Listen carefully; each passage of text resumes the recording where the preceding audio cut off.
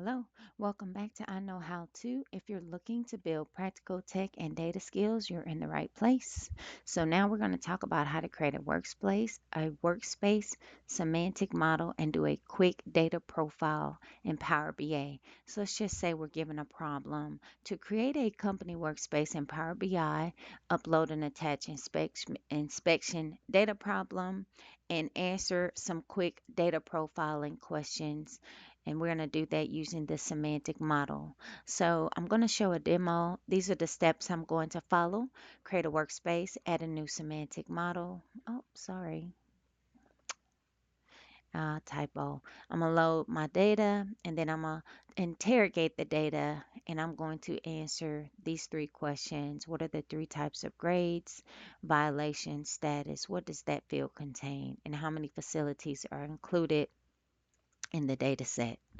So to get started, this is exactly what Power BI looks like on a free trial. It just comes up like this. So to create a workspace, we would just click workspace and then click new workspace, and I'm going to say inspection. And then I'm going to say a description would be workspace used to do data interrogation and share results with team. Thank God for a spell check. So we're going to click apply. And now it's going to look like this. From here, I'm going to import my data, but I'm going to import it through what they call the semantic model. And as you can see here, semantic model combines data sources in the semantic model to visualize or share. So that's what we're going to do.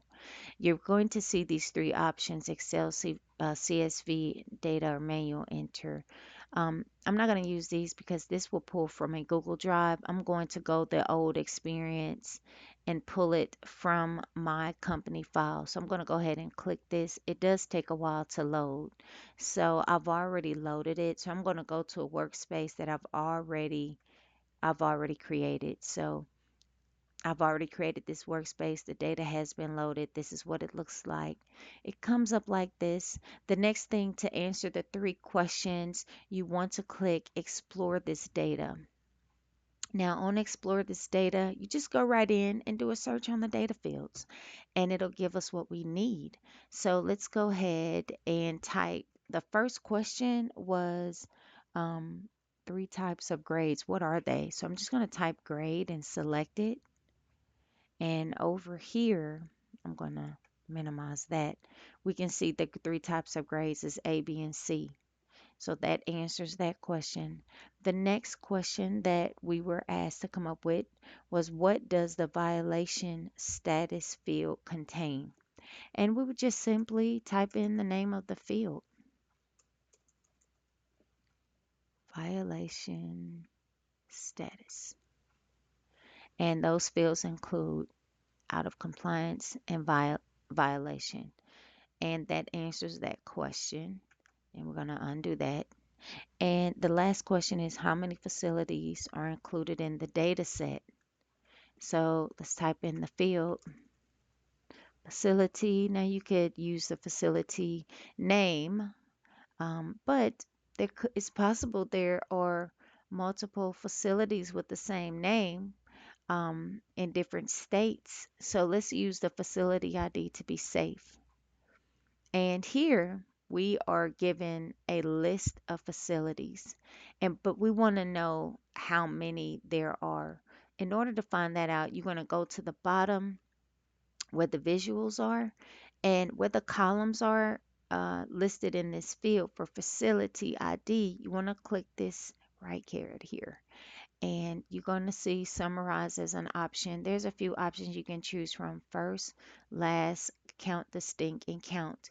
If you selected count, you would get the wrong answer because that's not a distinct count. We want distinct. We want a unique count of the facilities. And so that would be the answer. Okay.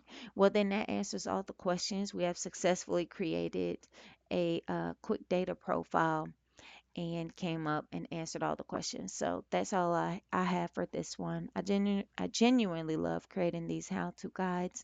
This channel is my hobby and a fantastic way to sharpen my skills. I'd love to hear from you. I'll see you in the next video.